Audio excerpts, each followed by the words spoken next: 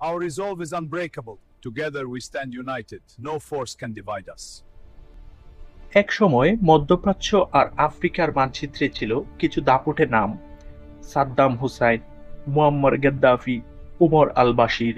তাদের সিদ্ধান্তে কাঁপত অঞ্চল, তাদের শাসনে বদলাত ইতিহাস। কিন্তু আজ তারা ইতিহাসের পাতায়, আর তাদের দেশ রক্তাক্ত অধ্যায়ের মধ্যে বন্দী। রেজিম চেঞ্জ শব্দটা শুনতে কত আশাব্যঞ্জক, গণতন্ত্র, স্বাধীনতা, মুক্তি। কিন্তু বাস্তবতা, যখন বাইরের শক্তি ভিতরের ভাগ্য নির্ধারণ করে, তখন মুক্তি নয়, শুরু হয় অনিশ্চয়তার এক অন্ধকার। একসময় আফ্রিকার অন্যতম সমৃদ্ধ রাষ্ট্র, আজ ভাঙা শহর, মিলিশিয়ার দাপট, বিভক্ত মানচিত্র। স্বপ্ন দেখানো হয়েছিল শান্তির, কিন্তু বাস্তবে এসেছে ভাঙা ঘর আর শরণার্থীর দীর্ঘশ্বাস। ক্ষমতার পতনের পর এক দীর্ঘ অস্থিরতা, বোমার শব্দে ভেঙেছে ঘুম, রক্তে রঞ্জিত হয়েছে রাস্তা, আর সেই শূন্যতার সুযোগে উত্থান ইসলামিক স্টেট নামের এক ভয়াবহ অধ্যায়। গণতন্ত্রের প্রতিশ্রুতি ছিল, কিন্তু বাস্তবতা হলো গৃহযুদ্ধের আগুন।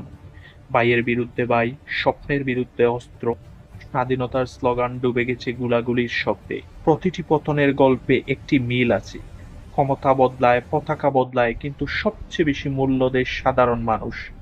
মায়ের চোখে জল, শিশু হারানো শৈশব, ভাঙা ঘরের সামনে দাঁড়িয়ে থাকা এক অসহায় বাবা, এগুলোই পরিবর্তনের প্রকৃত মূল্য। আজ যখন ইরানকে ঘিরে আলোচনা হয়, তখন এই ইতিহাস ভুলে যাওয়া কি ঠিক? রাষ্ট্র ভাঙা সহজ, কিন্তু ধ্বংসস্তূপ থেকে তাকে গড়ে তুলতে লাগে প্রজন্মের পর প্রজন্ম। আবেগ আমাদের জাগায়, কিন্তু দূরদর্শিতা আমাদের রক্ষা করে।